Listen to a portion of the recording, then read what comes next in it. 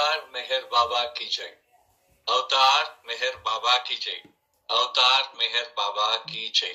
అందరికి జై బాబా అండి. సో నిన్న ఇరుచి గారు ఆయన యొక్క అంతరంగాన్ని చెప్తూ ఆయన ఏమంటారు, ఐఎమ్ నాట్ దేర్ టీచర్, నేను వాళ్ళ గురువుని కాదు అని చెప్పేసి ఆయన తన యొక్క అంతరంగాన్ని ప్రారంభించారు. ఆయన ఏమంటారు, ఇరుచి గారు అంటున్నారు ఏంటంటే, ఆయన బాబాతో ఏదైతే తను ఇప్పుడు ఎవరైనా ఇరుచి గారు మీరు చెప్పిన ఏదైనా విషయం మా జీవితాలను మార్చేసింది అని ఎవరైనా అన్నప్పుడు ఇరుచి గారు అనేవారట, అయ్యో అది నేనన్నానా, అది నాకు తెలియదే అని చెప్పేసి అనేవారట ఆయన ఎప్పుడు కూడా. అంటూ ఇంకొక మాట కూడా ఆయన అనేవారు ఏంటంటే, నేను అది అనడం నాకు గుర్తులేదు, ఆ మాట అనడం నాకు గుర్తులేదు, ఒకవేళ నేనే కాని ఆ మాట కాని అని ఉన్న పక్షంలో అది బాబా నాలో ప్రేరేపించారు ఆ మాట్లాడమని అని చెప్పేసి ఆయన అనేవారు.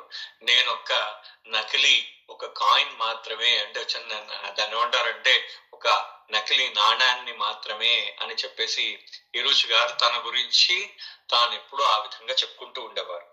ఎందుకంటే ఆయన అనేవారు ఎప్పుడు కూడా, ఇరుచి గారు ఒక మాట అనేవారు, నాకు ఏదైతే తెలుసో అంతా బాబా దగ్గర నుంచే నేను నేర్చుకున్నాను అనేవారట. సో ఎప్పుడు కూడా ఇరుచి గారి దృష్టి బాబా పైనే ఉండేది. ఆయన యొక్క దృష్టి ఆ బాబా పై నుంచి పక్కకు వెళ్ళేది కాదుట.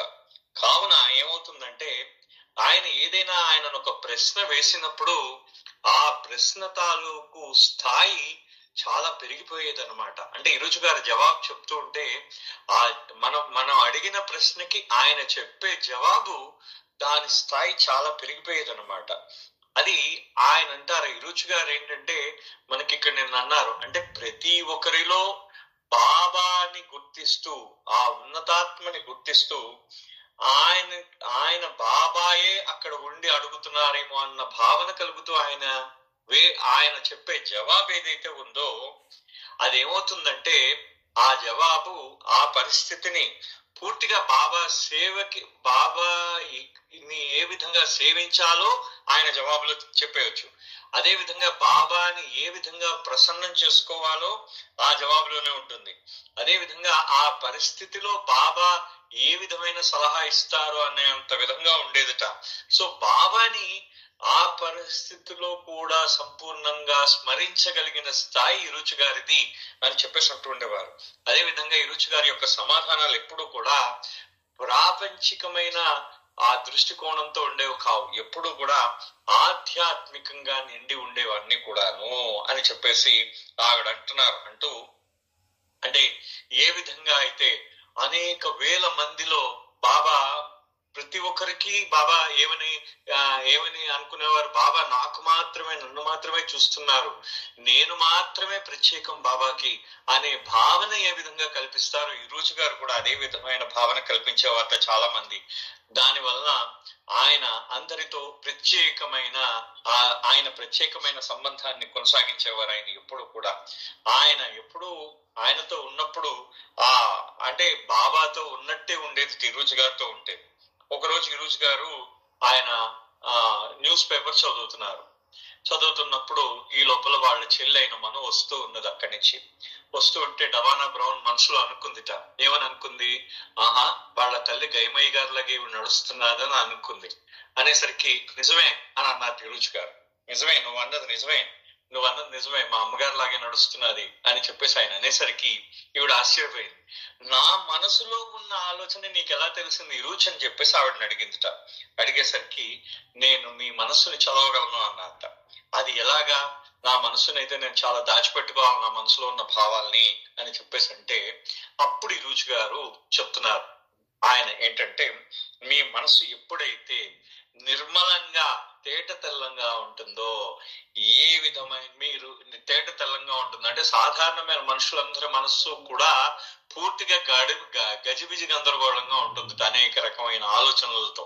కానీ ఆ ఆలోచనలతో ఉన్న మనస్సుని నిర్మలంగా తేట తెల్లంగా ఎప్పుడైతే మనం చేసుకోగలమో ఆ రోజు ఆ విధంగా తేట తెల్లంగా ఉన్నట్టయితే ఆయన అంటున్నారన్నమాట, అప్పుడు ఏమవుతుంది, పక్క వాళ్ళ మనసులో ఉన్న అనుభూతులు వాళ్ళ భావాలన్నీ తెలిసిపోతాయట పూర్తిగా కూడా.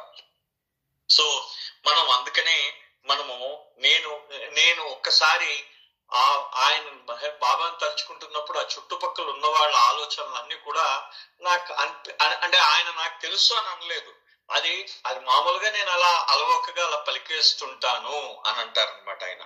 సో మీరు పలుకుతున్నారు అంటే ఆవిడ అంటున్నారు, ఈరోజు మరి మీరు మనసులో ఉన్న భావాలు చెప్పగలుగుతున్నారు. నా మనసులో ఇప్పుడు నా మనసు గందరగోళంగా లేదు, నా భావాలు ఎందుకు చెప్పలేకపోతున్నాను అని అంటే అది నువ్వు కనుక్కోవాలి అంటూ ఆయన ఏమంటారంటే, ఈరోజు గారు చెప్తున్నారు ఫైనల్ గా ఆయన అనడం ఏంటంటే,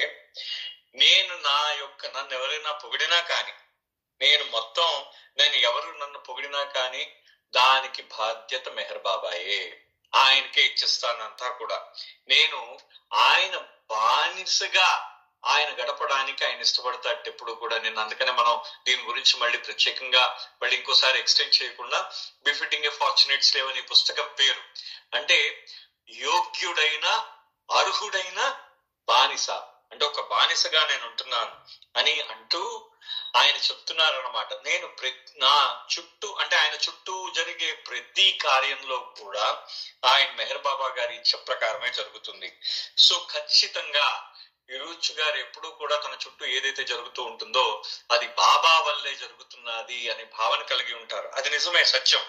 ఆయన మనస్సు, ఆయన హృదయం కూడా బాబాపై ఎంత సుస్థిరంగా, అంటే బాబా మీద ఎంత ఆయన ఎంత దృష్టి అంటే బాబాపై ఏకాగ్రత నిలిపాయి. ఆయన మనస్సు హృదయం కూడా బాబా పైనే ఉన్నాయి.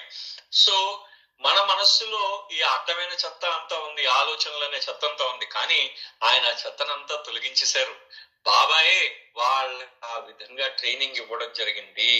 అయితే వాళ్ళందరిలో కూడా ముఖ్యంగా విరూచ్ గారి గురించి మనం చెప్పుకోవాల్సింది ఏంటంటే, మీ యొక్క అంటే ఒక వ్యక్తి విరూచ్ గారి దగ్గర ఉన్నప్పుడు ఆ వ్యక్తి యొక్క అనుభూతులు, ఆలోచనలని ఆయన ప్రేరేపించగలడనమాట. ఆయన ఎంత సహజంగా అవతల వ్యక్తి యొక్క ఆలోచనలకి దగ్గరికి చేరుతాడంటే ఆయన అంటాడు, అంటే మామూలుగా మనం దాన్ని ఊహించలేం, అంత సహజంగా ఆయన దగ్గరకు చేరిపోతాడు బాబా. అంటే చేసి ఆయన ఏమంటాడంటే, మనకి మనం ఏదైతే ప్రాముఖ్యత లేనిదని భావిస్తామో దాన్ని కూడా ఆయన ప్రస్తావించడం జరుగుతూ ఉంటుంది. అదే విధంగా ఆయన మన చుట్టూ జరిగే విషయాలన్నింటినీ కూడా ఆయన పట్టించుకోడు, విరూచ్ గారు పట్టించుకోరు, కానీ మనం పట్టించుకుంటాం. బాబా విషయాలను ఆయన పట్టించుకుంటాడు, కానీ మనం పట్టించుకోం అవి. సో ఇది అనమాట ఆయనకి మనకి ఉన్న తేడా అనమాట. అది చెప్తున్నారు అక్కడ ఆవిడ చెప్తూ అంటే మన యొక్క అజ్ఞానము మన యొక్క ఆలోచనల్లో ఉంటుందిట. అందుకని మన మనస్సుల్లో ఆ చెత్తనంతా నింపుకొని ఉంటాం. కానీ విరూచ్ గారి మనసులో బాబా ఉంటాడు. సో దాని వల్ల ఆ చెత్తంతా వెళ్ళిపోయింది బయటికి అని చెప్పేసి అంటున్నారు. సో ఇక్కడ విరూచ్ గారి ఇక్కడ దాకా మనం చెప్పుకున్నాం అనమాట నిన్న. అంటే చూడండి, ఇది లాస్ట్ సెంటెన్స్ మళ్ళీ చెప్తాను. But if we were to see us place any value on such happening, he would find it ludicrous. అంటే మన చుట్టూ ఏదైనా జరుగుతున్నది అనుకోండి, జరుగుతూ ఉంటే ఆయన ఆ జరుగుతున్న విషయాలని మనం ఏ విధంగా చూస్తాం, మనం వాటిని పట్టించుకుంటూ ఉంటాం. కానీ ఆయనకి అది హాస్యాస్పదమైందనమాట, అంటే తెలివి తక్కువైంది, అసంబంధమైందనమాట. ఆయన పట్టించుకోవడం అలాంటి వాటిని. కానీ ఏ reflection only of our ignorance, అంటే మనం ఎందుకు పట్టించుకుంటాం, మన అజ్ఞానం తాలూకు ప్రతిబింబం ఆ పట్టించుకోవడం అంతా కూడా. అంతే కదా, మన అజ్ఞానాన్ని మనం చూసుకుంటూ ఉంటాం, ఆ చుట్టుపక్కల అవన్నీ పట్టించుకుంటూ ఉంటాం. సో కాబట్టి మనకేమవుతుంది, లెస్ అడ్వాన్స్మెంట్, మనం పురోగతి సాధించాం. ఆ తర్వాత లెస్ రియలైజేషన్, మనం ఆ అనుభూతిని చెందాం, యథార్థ అనుభూతిని చెందాం అన్నమాట. అది అంటున్నారు అక్కడ, ఆ మాటను అంటున్నారు. కానీ విరూచ్ గారితో ఏంటంటే ఆయన ఆ చుట్టుపక్కల ఉన్న పట్టించుకోడు. ఆయన ఏంటంటే ఆయన పట్టించుకునేదల్లా ఆయన బాబాతో ఏదైతే ఆయనకి వచ్చిన అనుభూతులు, ఆ విశేషాలని ఆయన పంచుకుంటారు అని చెప్తున్నారు. What Eruch did care most about and felt a responsibility for was keeping the link with all. అన్నిటికన్నా విరూచ్ గారు ఎప్పుడు కూడా పట్టించుకునేది, ఆయన ఎప్పుడు కేర్ అంటే ఆయన ఎప్పుడు కూడా సంరక్షించుకునేది, జాగ్రత్త వహించేది ఏంటంటే ఆయన ప్రతి ఒక్కరితో ఉన్న సంబంధ బాంధవ్యాలను ఎప్పుడూ కూడా జాగ్రత్త పరుచుకుంటాడు ఆయన విరూచ్ గారు ఎప్పుడు కూడా. whatever would bring one closer to Baba, keep one focus on Meher Baba. He would cultivate and nurture. ఆయన ఇక్కడ ఒక మాట అంటున్నారు. అంటే మనకి ఇప్పుడు చూడండి, వ్యవసాయం చేస్తూ ఉంటాం. ఆ వ్యవసాయం చేస్తున్నప్పుడు మీరు ముందు ఏం చేస్తారు? సాగు చేస్తారు. అదే విధంగా మీరు బాబాతో మీరు ఏ విధంగా సంబంధ బాంధవ్యాలు పెంపొందించుకోవడానికి ఏ విధమైన మనో వ్యవసాయం చెయ్యాలా అనేది ఆయన మీకు నేర్పిస్తాడు. అది అంటే మీ మనస్సు సాగు చేస్తూ ఉంటాడు అనమాట. ఆయన సాగు చేయిస్తాడు అనమాట. సాగు చేసి దాన్ని పెంచి పోషిస్తాడు. దేనికోసం? బాబా దగ్గరికి వెళ్ళడానికి సహాయం చేస్తూ ఉంటాడు. అంటే మీలో ఉన్న ఆలోచన మెహర్ బాబా అనే ఆ మెహర్ బాబాని మీలో సాగు చేసి మెహర్ బాబాని పెంచి పోషించే విధానంలో ఆయన మాట్లాడుతూ ఉంటాడు. Regardless of what others felt about his actions. ప్రపంచం ఏమైనా అనుకునిండి ఆయన గురించి, ఆయన్ని పిచ్చోడు అనుకోనివ్వండి, లేకపోతే గొప్పవాడు అనుకోనివ్వండి, ఆయనకు అనవసరం. ఎందుకంటే ఇందాక మనం ఒక మాట మాట్లాడుకున్నాం, ఏం చేసినా బాబాయే చేస్తాడు అనే భావం కలిగి ఉన్ననాడు. ఆయన ఏంటంటే మీ మనసులో ఏదైతే మీ మనసులో ఆ మెహర్ బాబాని ఆయన మెహర్ బాబాని పెంచిపోసి అభివృద్ధి చేస్తూ ఉంటాడు. మనసులో మెహర్ బాబా అనే మీ మనసులో పెంచుతూ ఉంటాడు. ఆ మెహర్ బాబాని పెంచి పోషిస్తూ ఉంటాడు ఆయన. అది ఆయన చేస్తున్నాడు. ఈ రుచి గారు చేస్తారని చెప్తున్నారు అన్నమాట. One day as we were reading the gospel of Ramakrishna, అంటే అక్కడ ఒక పుస్తకం పేరు ఉందన్నమాట. అంటే గాస్పెల్ ఆఫ్ రామకృష్ణ అంటే రామకృష్ణ పరమహంస యొక్క ఆయన వాక్యములు అని చెప్పేసి, అంటే దాన్ని యాక్చువల్లీ గోస్పెల్ అంటే సువార్త అని అర్థం అనమాట. అంటే రామకృష్ణ పరమహంస యొక్క ఆ శుభ వాక్యములు అని అర్థం అనమాట. అది ఆయన we came to a parable that reflected Eruch attitude. ఇక్కడ ఒక చిన్న కథ ఉందన్నమాట. ఆ పిట్ట కథ ఉంది. ఆ పిట్ట కథ ఇరుచి యొక్క ఆయన యొక్క వైఖరి మనకి బాగా చెప్తుంది. ఎందుకంటే ఆయన ఎప్పుడు కూడా ప్రస్తావించేవారు కూడా. Ramakrishna related the story of a loving mother who has 2 sons. Ramakrishna Paramahamsa ఎప్పుడు కూడా ఒక తల్లి యొక్క కథ చెప్తూ ఉండేవారు. ఆ తల్లికి 2 కొడుకులు. ఆ ఇద్దరు కొడుకులు గల తల్లి యొక్క కథని రామకృష్ణ పరమహంస ఎక్కువగా చెప్తూ ఉండేవారట. Both are loved equally, but one of the boys is weak in health while the other is strong. ఇద్దరు కూడా తల్లి ఇద్దరిని సమానంగా ప్రేమిస్తున్నారు. అయితే ఆవిడ కొన్ని కారణాల వల్ల ఒక అబ్బాయికి అనారోగ్యంగా ఉన్నాడు, ఒక అబ్బాయి సంపూర్ణ ఆరోగ్యంతో ఉన్నాడు. She loves and cares for both sons, says Ramakrishna. Ramakrishna Paramahamsa చెప్పేవారట, ఆ తల్లి ఆ ఇద్దరు పిల్లల్ని సమానంగా ప్రేమించేది. But can they eat the same food? కానీ వాళ్ళిద్దరూ కూడా ఒకే రకమైన ఆహారాన్ని తినగలరా అని అడుగుతున్నారు ఈ రోజు గారు. అడుగుతూ నో. So for the sickly son she cooks fish soup, while for the strong son she makes spicy fried fish. అయితే ఎవరైతే అనారోగ్యంతో ఉన్న కొడుకున్నాడో ఆ కొడుకు కోసం సూప్ లాగా, అంటే చిన్న చారు లాగా అన్నమాట, ఓ సూప్ లాగా, అంటే బాగా దాన్ని చారు లాగా, దాన్ని ఏంటంటే అంటే మనం దాన్ని అంబలంటాం ఒక్కొక్కసారి, లేదా పులుసు అంటూ ఉంటాం. ఆ సూప్ లాగా ఆ చేపల పులుసు ఇచ్చేవాళ్ళు అన్నమాట. ఆ పులుసు లాగా తయారు చేసి ఇచ్చేది అనారోగ్యంతో ఉన్న ఆ కొడుక్కి. కారణం ఏంటంటే తొందరగా అరుగుతుంది. కానీ ఆరోగ్యంగా ఉన్న ఈ కొడుకుకి, ఆరోగ్యంతో ఉన్న కొడుకుకి ఆవిడ బాగా మాంసం మసాలా దట్టించి ఆ చేపని వండి ఇచ్చేదనమాట. యు సీ కామెంటెడ్ ఈరోజు, అంటే ఈరోజు గారు అప్పుడు చెప్తున్నారనమాట. She cooks the same fish for both of our children but in such a manner that they each can digest it. ఆవిడ ఇద్దరు పిల్లలకి కూడా చేపనే ఆహారంగా ఇచ్చింది, కానీ ఆవిడ వండిన విధానం వేరుగా ఉన్నది ఇక్కడ. అందుకని ఆవిడ ఎందుకు వేరుగా వండిందంటే, ఏ కొడుకైతే అనారోగ్యంతో ఉన్నాడో అతను తొందరగా అరిగించుకోవాలి కాబట్టి అతనికి పులుసు రూపంలో ఇచ్చింది. ఏ కొడుకైతే ఆరోగ్యంగా ఉన్నాడో అతనికి మసాలా రూపంలో ఇచ్చింది అనమాట. So Baba once told us, you can't feed a baby with a huge hose. It is not possible.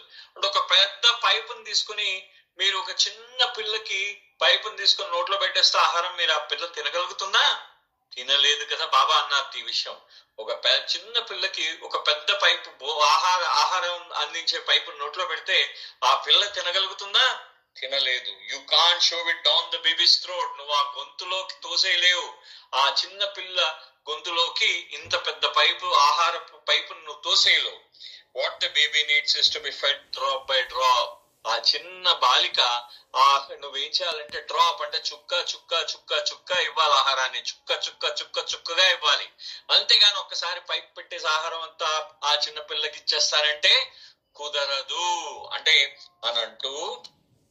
అంటే ఈ రుచి గారు చూడండి అంటే ఏ విధంగా అంటే ఇక్కడ ప్రతి ఒక్కటి కూడా రామకృష్ణ పరమహంస అంటే భగవంతుడు ప్రతి ఒక్క జీవాత్మకి అనుగుణంగా వాళ్ళకి అనుగుణంగా అవతారుడు తను వచ్చినప్పుడు ఆ జీవాత్మకు అనుగుణంగా ఆయన వాళ్ళకి సహాయం చేస్తూ ఉంటాడు అనమాట. ఈ విధంగా ఆయన వాళ్ళని ఆ పురోగతి ఇస్తూ ఉంటాడు వాళ్ళకి. ఇది అద్భుతంగా ఆయన చాలా సులువుగా అంటే ఇప్పుడు ఎందుకు డిఫరెన్స్, వాడికి డబ్బులు ఉన్నాయి నాకు డబ్బులు లేవు, వాడి ఈ జన్మలో చాలా మంది అనుకుంటూ ఉంటాడు, ఒక్కొక్కలాగా ఉంటూ ఉంటారు కదా. దానికి ఇది మంచి ఎక్స్ప్లెనేషన్ అన్నమాట. ఇది మనకి ఇరోజ్ గారు ఇచ్చిన explanation. For every story that Eruch told us there were dozen variations. అంటే ప్రతి స్టోరీలో కూడా ఆయనకు మాకు అనేక అంటే ఒక డజన్ భేదాలు ఉన్నాయి, వ్యత్యాసాలు ఉన్నాయి. అంటే ఒక్కొక్కరికి ఆయన ఈరోజు గారు ఒక కథ చెప్పేవారు, ఇప్పుడు మీకోలా చెప్పేవారు, నాకోలా చెప్పేవారు, ఆవిడకోలా చెప్పేవారు, ఆవిడకోలా చెప్పారు. అలా ఒక్కొక్కరికి ఒక 12-13 అంటే వ్యత్యాసాలు ఉన్నాయి. అతను చెప్పినప్పుడు వ్యత్యాసాలు ఉన్నాయి. Waiting in the wings for the right circumstances, the right individual or the right moment for its inner meaning to be revealed.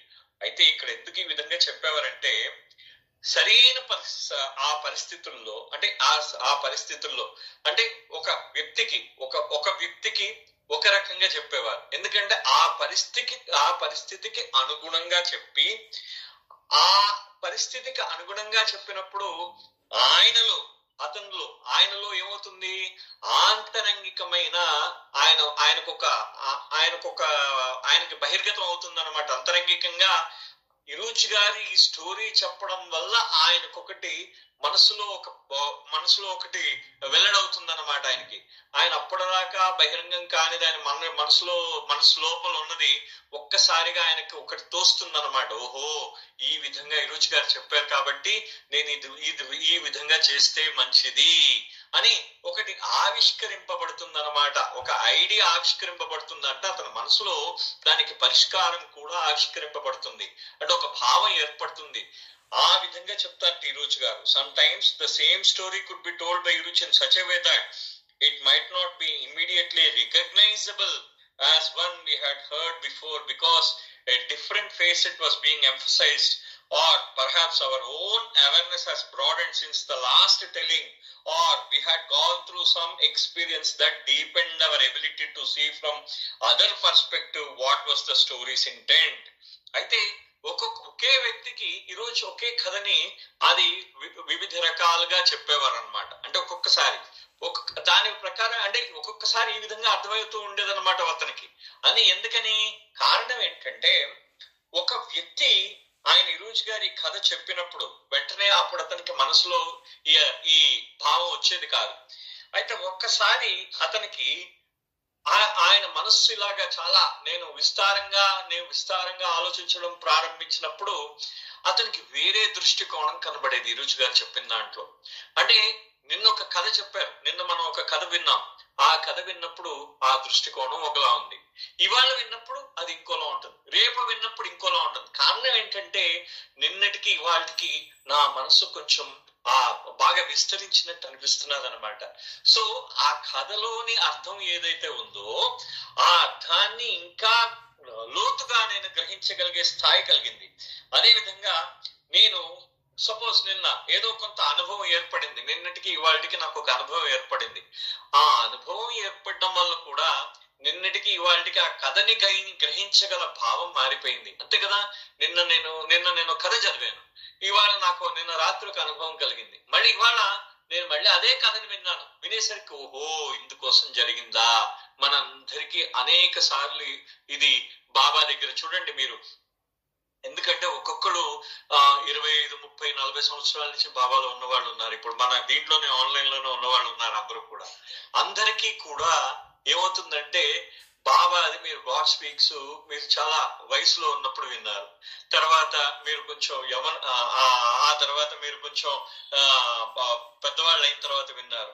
ఇంకా పెద్దవాళ్ళు అయిన తర్వాత కూడా వింటున్నారు. సో ఇన్ని స్థాయిల్లో అంటే ఒక్కొక్క దశాబ్దం తీసుకుంటే ఇన్ని దశాబ్దాలుగా మీరు వింటున్న గాడ్ స్పీక్స్ తాలూకు ఆ పర్స్పెక్టివ్ అనేది చూసారా అక్కడ అంటారు. అంటే ఆ దృష్టికోణం అన్నమాట. గాడ్ స్పీక్స్ మీరు వినడం మీకు మారిపోతూ ఉంటుంది అనమాట. మీ పర్స్పెక్టివ్ అంటే మీరేదో బ్రాడన్ అవుతూ ఉంటుంది, విస్తరించినట్టు అవుతున్నది, మీ మనస్సు ఇంకా విస్తారమైనట్టు ఉందన్నమాట. సో ఇది ఇరుచి గారు అంటున్నారు. అంటే ఆయన చెప్తున్నారంటే ఇరుచి గారు కథలు వింటూ ఉంటే ఒక్కొక్కసారి ఒక్కొక్కలాగా అనిపిస్తూ ఉంటుంది. కారణం ఏంటంటే ఆ ముందు రోజు మనకు తట్టదు, కానీ రెండో రోజు మనకి ఏదైనా అనుభవం ఏర్పడవచ్చు, మూడో రోజు మన యొక్క భావం విస్తారం అవ్వచ్చు అనమాట. సో దీని మీద ఆయన చెప్తున్నారు ఈ భావం విస్తారం అవ్వచ్చు కాబట్టి ఆ విస్తరించడం వల్ల మీకు అర్థమైనట్టు అనిపించవచ్చు. Whatever the reasons it may hearing the stories you would tell more than just a present diversion. ఆయన ఏ కథ చెప్పనివ్వండి, అది మీరు దాన్ని ఏ విధంగా మీరు తీసుకున్నా కానీ, దాని అర్థాన్ని ఏ విధంగా తీసుకున్నా కానీ మీరు ఖచ్చితంగా ఆయన ఏదైతే కథ చెప్తున్నారో ఆ కథ మీకు ఖచ్చితంగా అంటే ఆ కథ మీకు ఏమవుతుందంటే అది మీకు అదొక వేడుక అనమాట. అంటే మన డైవర్షన్ గా అనిపిస్తుంది అనమాట. అదొక మీకు దాన్ని ఎగ్జాక్ట్ ఏంటంటే ఆయన చెప్పింది ప్లెజెంట్, ప్లెజెంట్ అంటే ఆహ్లాదంగా అనిపిస్తుంది, ఆహ్లాదకరమైన మలుపంట. ఆ ఇరుచి గారు చెప్పే ప్రతి కథ కూడా మీకు ఆహ్లాదాన్ని కలిగించి మీ యొక్క ఆలోచించే విధానాన్ని మారుస్తుంది. అది అన్నమాట ఆవిడ చెప్పదలుచుకున్నది ఏంటంటే అదొక అనుభూతి అన్నమాట. ఆ ఆలోచించుకునే విధానాన్ని మారుస్తుంది మీకు ఆవిడ చెప్పదలుచుకుంది అక్కడ. So now rather the stories could act as a passport, allowing you to travel into realms that were beyond your individual life experience, creating a lasting impression on your lifetime. అదే విధంగా అంటే ఇప్పుడు మీరు చూడండి, మీరు ఏదైనా ఈ ఒక దేశంలోకి అడుగు పెట్టాలనుకోండి, మీ పక్క దేశంలో వేరే దేశంలోకి అడుగు పెట్టాలనుకుంటే పాస్పోర్ట్ ఉంటుంది అనమాట. మీకు ఆ పాస్పోర్ట్ ఎలా ఉంటుంది, అది ఆ పాస్పోర్ట్ ఏమవుతుంది, మీ యొక్క ప్రయాణ పత్రం అన్నమాట. మీరు ఆ ప్రయాణ పత్రం అంటే మీరు నిరాటకంగా మీరు దానికి వెళ్ళిపోవచ్చు. అవతల దాంట్లో నుంచి అది మీరు వేరే దేశంలోకి మీకు పర్మిషన్ వచ్చేస్తుంది అనమాట. సో ఆ విధమైన పాస్పోర్ట్ ఇరుచి గారు అంటే మీకు కొత్త లోకాల్లోకి తీసుకెళ్తుంది, మీకు రియాలం అన్నమాట. అంటే ఆయనకి మీకు కొత్త దర్శనం, కొత్త రాజ్యంలోకి మిమ్మల్ని తీసుకెళ్తుందిట, కొత్త ప్రపంచంలోకి మిమ్మల్ని తీసుకెళ్తుంది ఆయన చెప్పే ప్రతి కథ కూడా. దాని వలన ఏమవుతుందంటే మీకు మీ యొక్క జీవితంలో ఆ ఇంప్రెషన్ ఏర్పడిపోతుంది, ఆ ముద్రలు ఏర్పడిపోతాయి. అంటే మీ జీవితంలో ఒక మరిచిపోలేని కథ అయిపోతుంది అది. ఇరుచి గారు చెప్పే కథలు ఆ విధంగా ఉంటాయి అని చెప్పేసి ఆవిడ అంటున్నారు. It was all about how you took in the stories and apply them to your daily life. కానీ ఇవన్నీ కూడా మీరు ఆ కథని ఏ విధంగా స్వీకరించి మీ దైనందిన జీవితంలో ఆయన చెప్పిన విషయాన్ని ఏ విధంగా ఆచరిస్తున్నారనే దానిపై ఆధారపడి ఉన్నది అని చెప్పేసి ఆవిడ అంటున్నారు. Eruch was an amazing storyteller. No doubt about that. He had the ability to captivate his audience and bring any tale to life. అంటే ఆయన మంచి కథ చెప్పేవాడు అనమాట. అంటే స్టోరీ టెల్లర్. మనకి కథలు చెప్పేవాళ్ళు ఎలా ఉంటారు మనకి ఇంతకు ముందు, అంటే ఏ విధంగా కథ చెప్తారు, అంటే కథలు చెప్పేవాళ్ళ అద్భుతంగా కథలు చెప్తారట. ఆయన కథలు ఎవరైతే వింటున్న శ్రోతలని మంత్రముగ్ధుల్ని చేస్తుంది. అది ఆవిడ చెప్పిందంటే అలా ముగ్ధులైపోయి వింటూ ఉంటారు శ్రోతలందరూ కూడా ఈరోజు చెప్పే ప్రతి కథని కూడా. అది ఆవిడ అంటున్నారు అనమాట. But what made the stories he told over many decades really meaningful was his own belief that through their telling one could learn how to live life more fully.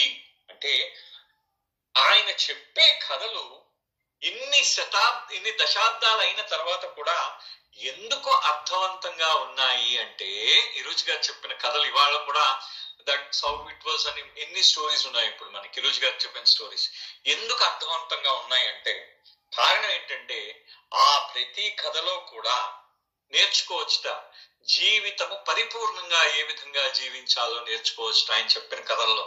So అందుకని ఇరుచి గారు చెప్పిన కథలు ఇవాళకి కూడా పరిపూర్ణంగా ఉన్నాయి.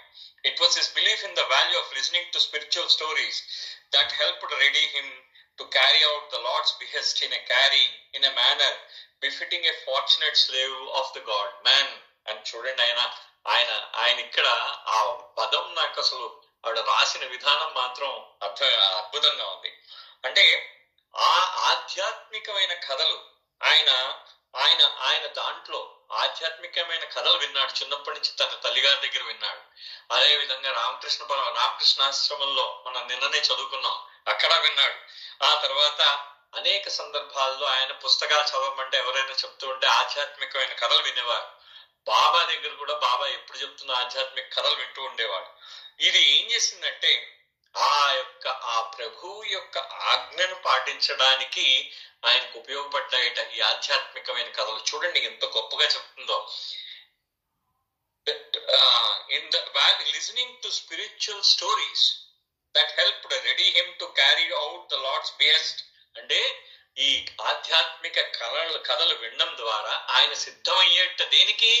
ఆ ప్రభువు యొక్క ఆజ్ఞని పాటించడానికి ఆయన సిద్ధమయ్యేట. అయ్యి ఇన్ ఏ మేనర్ ఏ విధంగా సిద్ధమయ్యాడు ఆయన? ఇన్ ఏ మేనర్ ఏ విధంగా సిద్ధమయ్యాడు? బిఫిట్టింగ్ ఏ ఫార్చునేట్ స్లేవ్. ఇక్కడ మనకి అర్హుడైన యోగ్యమైన బానిసగా ఆయన ఆ ప్రభువు యొక్క ఆజ్ఞని ఆయన పాటించాడు. ఇది మనకి ఇంతకన్నా గొప్ప ఇది ఎక్కర్లేదు కదా. ఎంత అద్భుతంగా చెప్పారు చూడండి. నన్ను ఎన్నిసార్లు చదివినా మళ్ళీ చదవాలనిపిస్తుంది ఇది. అంటే listening to spiritual stories that helped ready him to carry out the Lord's behest.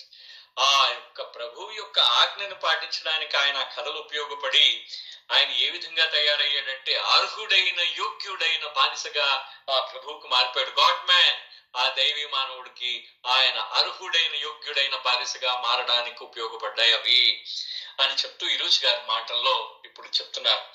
What comes to my mind is something I had come across some years ago about a perfect master.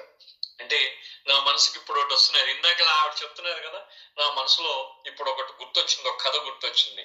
కొన్ని ఏళ్ల క్రితం ఒక సద్గురువు యొక్క నేను కథని విన్నాను. ఆ కథని మళ్ళీ ఇప్పుడు నీకు చెప్తున్నాను. He would tell stories and parables to his followers, trying to bring home to them spiritual truths. ఆ సద్గురువు కూడా చిన్న కథలు చిన్న పెట్ట కథలు, సామెతలు చెప్తూ అతను ఏం చేసేవాడంటే తన యొక్క అనుచరులందరికీ కూడా ఆధ్యాత్మిక సత్యాలని ఈ కథల ద్వారా, ఈ పిట్ట కథల ద్వారా, సామెతల ద్వారా తెలియజేసేవాడు. One day, someone from the crowd seated around him said, "Master, every time you say certain things, but I don't understand the meaning behind them. Could you please give us the deeper meaning?" ఆ లోపల నుంచి ఒక అతను లేచాడు. ఆ చుట్టూ ఉన్న జనాల్లోంచి ఒక అతను లేచాడు. లేచిన తర్వాత అతను ఏం చెప్పాట? గురువు గారు అని చెప్పాడు అనమాట. గురువు గారు అని పిలిచి, రోజు మీరు ఈ విషయాలన్నీ చెప్తూ ఉంటారు కదా, కానీ దాని తాలూకు ఆంతరింగికమైన అర్థం నాకు తెలియటం లేదు. దాని లోపల నాకు అవగాహన అవ్వట్లేదు, దానిలో ఉన్న అర్థం అవగాహన అవ్వట్లేదు. ఒక్కసారి దాని ఆంతరింగికమైన అర్థం నాకు తెలియజేస్తారా అని చెప్పేసి ఒక ఆయన నాలాంటి వాడు, ఒక తక్కువడు ప్రశ్న వేశాడు. The master gave the young man no answer. ఆ గురువు గారు ఆ యువకుడికి ఏ విధమైన సమాధానం ఇవ్వలేదు. Instead he called for an apple. చూడండి, అతను ఒక యాపిల్ తీసుకురమ్మన్నట్ట. Then he sliced the apple and started eating it up. అంటే మెల్లిగా యాపిల్ మెల్లిగా కోసాడు. అతను చిన్న ముక్కలుగా కోసాడు. కోసి అతను తినడం ప్రారంభించాడు. He kept on eating, putting the peels to the side until he finished the apple. అంటే ఆయన ముక్కలు కోసాడు, ఒక్కొక్క దాని తొక్క తీయడం ప్రారంభించాడు. తీసి నోట్లో పెట్టుకుని తింటున్నాడు. ఆయన మొత్తం యాపిల్ అయ్యేదాకా ఒక్కొక్క ముక్కని తీయడం, తొక్క తీయడం, నోట్లో పెట్టుకోవడం, ఇలా మొత్తానికి ఆయన యాపిల్ మొత్తం పూర్తిగా తినేసాడు ఆయన, ఆ సద్గురు. Then he asked for another apple. ఆ తర్వాత ఇంకో యాపిల్ అడిగెట్ట, ఇంకో యాపిల్ పండు తీసుకురా అని చెప్పేసి అడిగెట్ట ఆయన ఆ సద్గురు. But this he left untouched. ఈ రెండో యాపిల్ ఏదైతే తీసుకొచ్చాడో అది అక్కడే పెట్టేట. అక్కడ పెట్టి దాన్ని ముట్టుకోలేదు ఆయన. Now tell me what you want. Do you want the Apple or do you want this peels? అయితే ఇప్పుడు అడిగేట. ఆయన సద్గురు అడిగట, ఎవడైతే యువకుడు ప్రశ్న వేశాడో ఆ యువకుడిని ఈ విధంగా అడిగాడు, బాబు ఇప్పుడు నువ్వు నాకు చెప్పు, ఇప్పుడు నీకు ఇక్కడ ఒక పూర్తి పండు ఆపిల్ పండు కావాలా, లేకపోతే ఆ తీసేసిన తొక్కలు కావాలా, నీకు ఏది కావాలో నిర్ణయించుకో అన్నాడు అనమాట. అంటే అప్పుడు well, of course, I would love to have the apple, answered the young aspirant.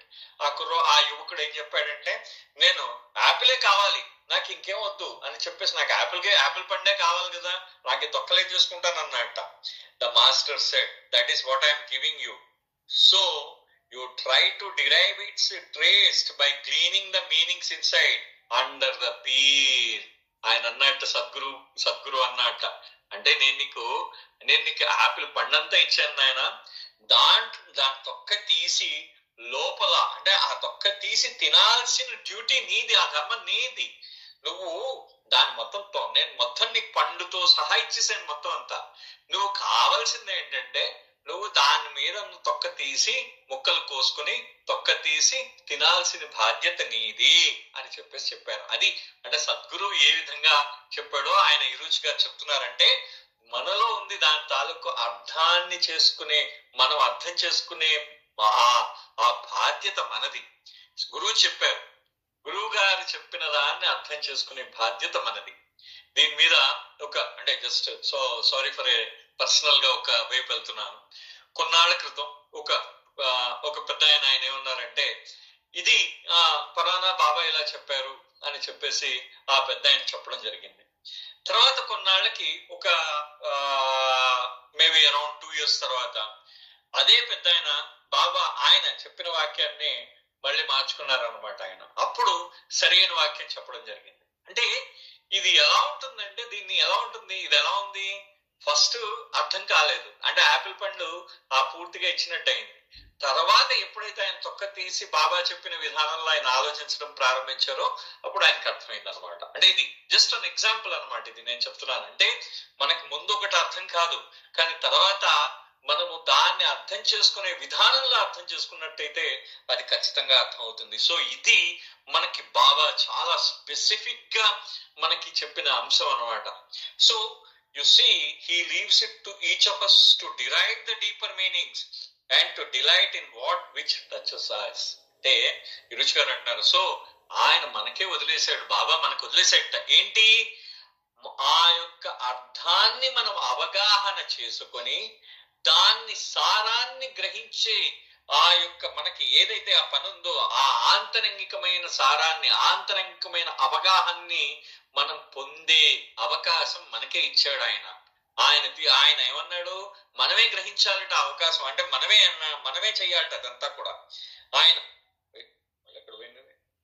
Okay ఆయన అంటే దాని ఆంతరంగికమైన ఆ యొక్క అర్థాన్ని గ్రహించి ఆనందించే అవకాశాన్ని ఆయన మనకే ఇచ్చాడు.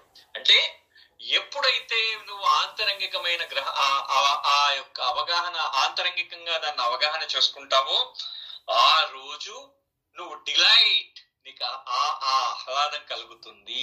అది అన్నమాట, నీకు ఆనందం కలుగుతుంది, నీకు ఆ ఆహ్లాదం కలుగుతుంది, ఆ సంతోషపడతావు అనమాట. ఆ రోజు నిజంగా అది అర్థమైన రోజు సంతోషపడతావు. అప్పటిదాకా నువ్వు ఆ తొక్కను తీసి మెల్లిగా తొక్కను తీయడంలోనే ఉంటావు. ఒక్కసారి తొక్కను తీసి నోట్లో పెట్టుకున్న రోజు నువ్వు ఆ రుచిని పొందుతావు అనమాట. అది అంటున్నారు. Here is a story that has always touch my heart. మళ్ళీ ఇంకొక చెప్తున్నారు ఈ రుచి గారు, ఆయన హృదయాన్ని తాకింది ఈ కథ. There was a little boy whose parents doted on him very much, and when he became old enough to go to school, his parents proudly took him to the school master and asked that he be admitted under his instruction. Of course, in those days all the children would be sitting under one big shady tree, and that was the school. This teacher took an interest in his new pupil, and because his parents felt the child to be very intelligent, on the first day of the school the teacher said, "We will begin, my son, with the first letter of the Arabic alphabet. That letter, Alif, is a vertical line," but the child was unable to do it. So the teacher took the little child's hand in his, and holding the chalk, he tried to show him how to draw the line for the first letter. And ఆయన హృదయాన్ని కదిలించే ఒక కథను చెప్తున్నారు ఈ రుచి గారు. ఏమైందిట, ఒక గురువు గారు ఒక అబ్బాయి ఉన్నాడు. ఆ అబ్బాయి తన తల్లిదండ్రులకు ఒక్కడే కొడుకు మూలాన అతనంటే అమితమైన ప్రేమ. తమ కొడుకు చాలా తెలివైన వాడు అని నమ్మారనమాట. వాళ్ళు ఏం చేశారంటే ఆ గురువు గారి దగ్గరికి వెళ్ళి, గురువు గారు మా అబ్బాయి చాలా తెలివైన వాడు కాబట్టి మీ స్కూల్లో జాయిన్ చేసుకోండి అన్నారు. ఆ రోజుల్లో ఎలా ఉండేది, ఒక చెట్టు కింద పాఠం చెప్పేవారు. అయితే ఇది అరబిక్, ఇది సూఫీ కథ అనమాట ఆయన చెప్పేది. అందుకనే మొట్టమొదట మనం ఏ అని అంటాం కదా ఇంగ్లీష్ లో, అలాగే అరబీలో ఆలిఫ్ అంటారు దాన్ని. ఏ అనే అక్షరాన్ని ఆలిఫ్ అని అంటారు. ఆ ఏ అనేది గీత అనమాట, నిలువు గీత ఒకటి. ఆ నిలువు గీతని గీయమని ఆయన ఆ గురువు గారు చెప్పారనమాట. ఆ కుర్రవాడికి రాయడం రాకపోతే ఆ గురువు గారేమో చాక్ పీస్ పట్టుకుని ఆయన ప్రయత్నం చేసి చూపించాడు అనమాట ఆ గురువు గారికి ఇలా రాయాలని. A year went by and the child could not draw the letter. A second year of failure was followed by a third year. The teacher finally said to his parents, I have spent 3 years trying to teach your son the first letter of the alphabet and still he can't do it. What can I do? He seems to be very dumb child. I have lost all my patience. Take him away, and when he is able to write the first letter of the alphabet, then he can come back to school, but not before them. అయితే 1 సంవత్సరం పాటు ఆ గురువు గారు ఆ teacher గారికి అంటే ఆ టీచర్ కి ఆ గురువు గారు ఏం చేశారంటే ఆ శిష్యుడికి ఆ మొదటి అక్షరం నేర్పిద్దామని ప్రయత్నించాడు. సంవత్సరం గడిచింది, అక్షరం రాయడం రాలేదు. 2వ సంవత్సరం కూడా గడిచింది, అక్షరం రాయడం రాలేదు. 3వ సంవత్సరం కూడా గడిచింది, అక్షరం రాయడం రాలేదు. రాకపోయేసరికి గురువు గారు ఏం చేశారంటే వెంటనే ఆయన తన యొక్క పిల్లవాడి తల్లిదండ్రులను పిలిచారు.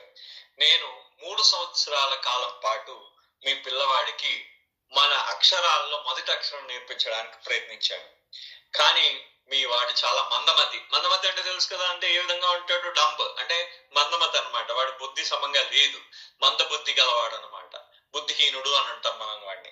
సో అట్లాంటి మందమతి మీ పిల్లవాడు, ఆ బుద్ధిహీనుడు.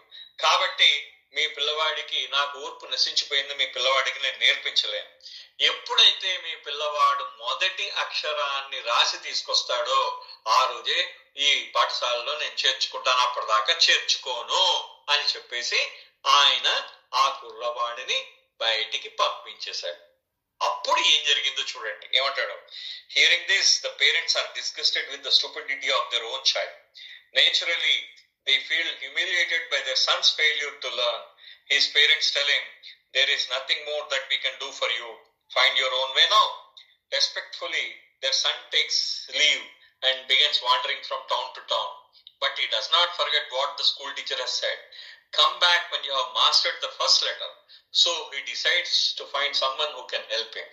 అయితే ఆ తల్లిదండ్రులు కూడా, ఓరి ఇంత బుద్ధిహీనుడు అయ్యేవేంటరా, అక్షరాల్లో మొదటి అక్షరం రాయడానికి నీకు ఇంత కష్టపడిపోతున్నావు, నువ్వు ఏ అనే అక్షరం రాయడానికి ఎంత కష్టపడుతున్నావు, నువ్వు ఇంకా నిన్ను పోషించడం మా వల్ల కాదు, నీ వల్ల మేము ఇన్ని అవమానాలు పొందలేము ఇంకా, కాబట్టి నీ దారి నువ్వు చూసుకో అని చెప్పేసి ఆ పిల్లవాడిని నీ దారి నువ్వు చూసుకో అన్నారు.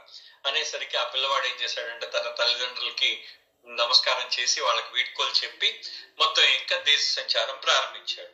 కానీ తన గురువు గారు అన్న మాటను మాత్రం ఆయన మర్చిపోలేదు. ఏంటన్నారా గురువు గారు, నువ్వు ఎప్పుడైతే మొదటి అక్షరం రాయడంలో ప్రావీణ్యత సంపాదిస్తావో ఆ రోజు వచ్చి స్కూల్లో జాయిన్ అవ్వు అన్నారు కదా.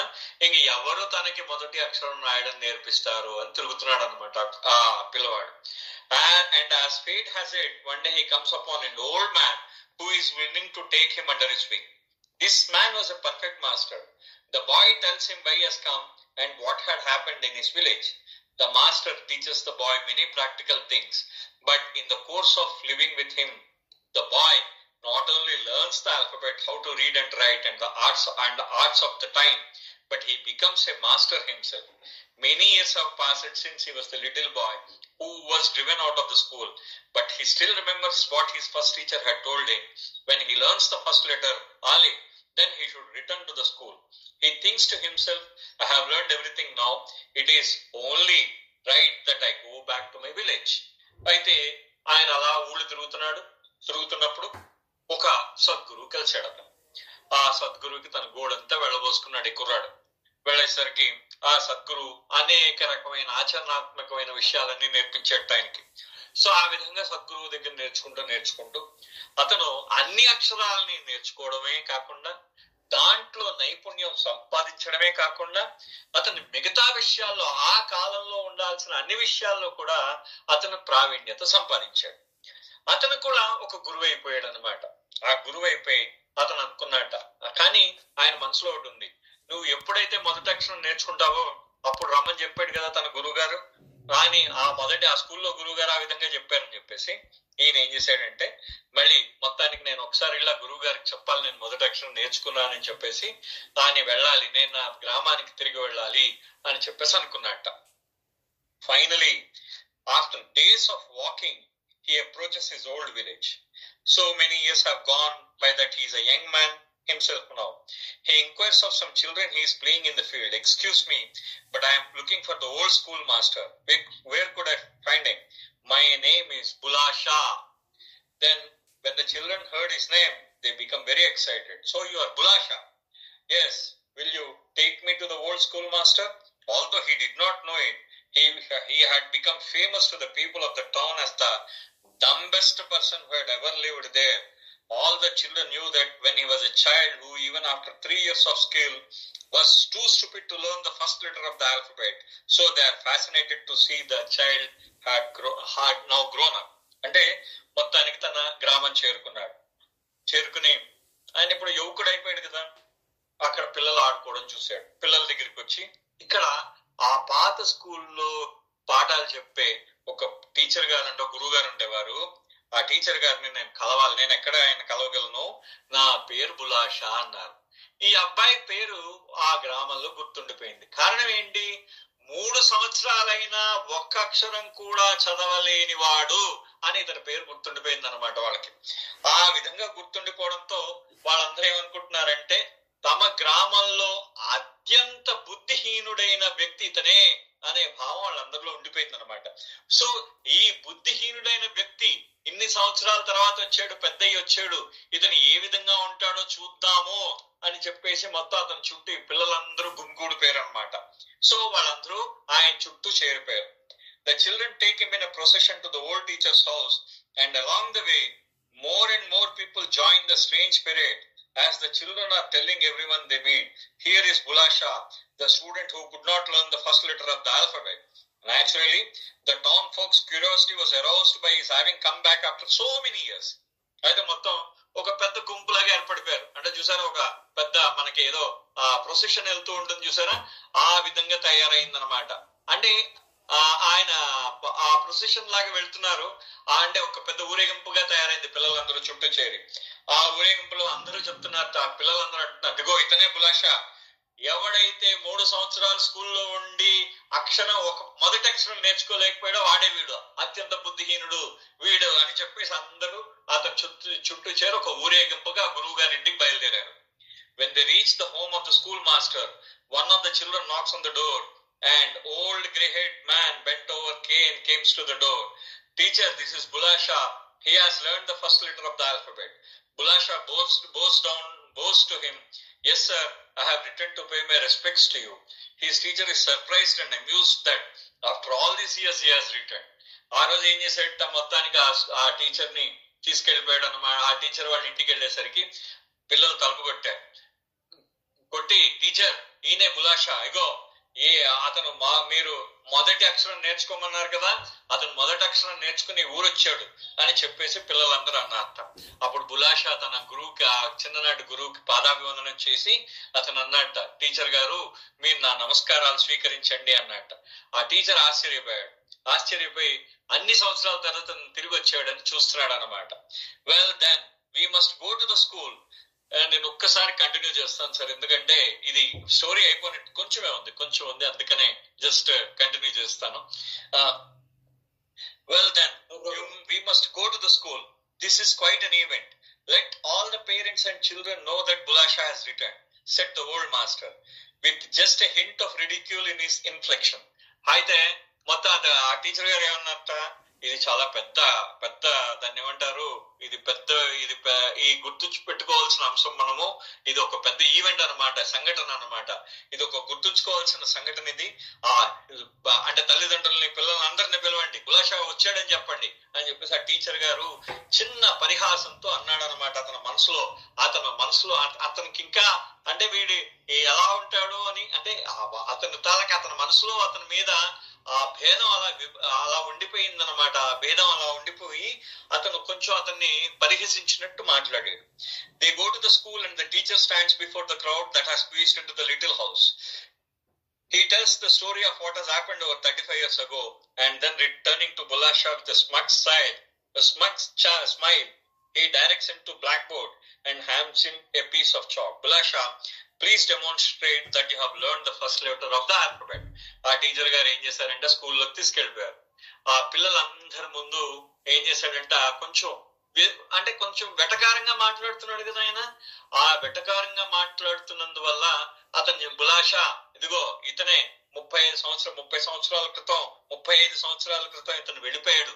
ఆ స్కూల్లో మొదటి అక్షరం 3 సంవత్సరాలు స్కూల్లో ఉండి స్కూల్లో నేర్చుకోలేక వెళ్ళిపోయాడు ఇతను అని చెప్పేసి బుల్లా షా వైపు తిరిగి, నాయన నువ్వు మొదటి అక్షరం నేర్చుకున్నావు కదా, రాసి చూపించు అని బ్లాక్ బోర్డ్ మీద చాక్ పీస్ ఇచ్చాడు అనమాట ఆయన. He stands before the board, lifts the chalk and says, in the name of Allah, the first letter of the alphabet is the name of Allah the Great.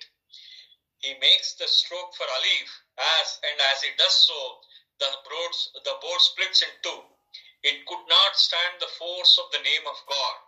That same little boy who could not write the first letter of the alphabet when he was in school had written a perfect master. So make of this story what you will, but it has touched me deeply. What does it mean? That is for you all to ponder. అంటే చూడండి, రుచి గారు చెప్తున్నారు, ఆయన అంటున్నారట, ఇది ఆ board ముందు బుల్లా షా నించున్నాడు.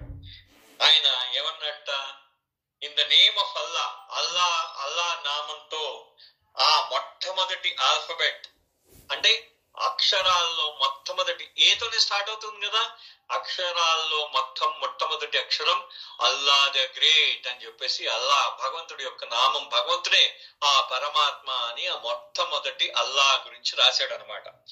ఎప్పుడైతే ఆ అలీఫ్ అంటే అతను ఏ అనే అక్షరం రాశాడు, అల్లా యొక్క నామం తీసుకుని ఏ అనే అక్షరం ఏముంటుంది అక్కడ, దాంట్లో ఇందాక అలీఫ్ అనే అక్షరం ఏముంటుంది, అది ఒక నిలువు గీత అనమాట. ఆ నిలువు గీతని గీసేసరికి ఆ బోర్డు 2 ముక్కలు అయిపోయిందట. అది ఆ భగవంతుడి యొక్క శక్తికి తట్టుకోలేక ఆ బోర్డు విరిగిపోయింది. ఎవడైతే ఏ చిన్న పిల్లవాడైతే మొదటి అక్షరం రాయలేకపోయాడో ఆయన ఆ స్కూల్ కి ఒక సద్గురువుగా తిరిగి వచ్చాడు. ఆయన మనకి కథ ఏం చెప్తుంది, అంతరంగికంగా నన్ను ఎంతో హృదయాన్ని కదిలించింది ఈ కథ. ఈ కథకి తాలూకు అర్థం ఏంటి అనేది మీరందరూ ఆలోచించుకోవలసిన విషయము. ఆయన అన్నమాట చూడండి, ఈ కథ తాలూకు అర్థాన్ని దాన్ని అవగాహన చేసుకోవడానికి మీరందరూ ఆలోచించుకోవలసిన విషయము అని అంటూ బాబా revealed us to many things, but at the same time he has kept something aside for us to delight in and to talk about. బాబా మనకు అనేక విషయాలు చెప్పడం జరిగింది, కానీ కొన్ని విషయాలు మనం మాత్రమే వెతుక్కుని మనం దాన్ని ఆనందపడే విషయాలని కొన్ని బాబా చెప్పలేదు బయటికి.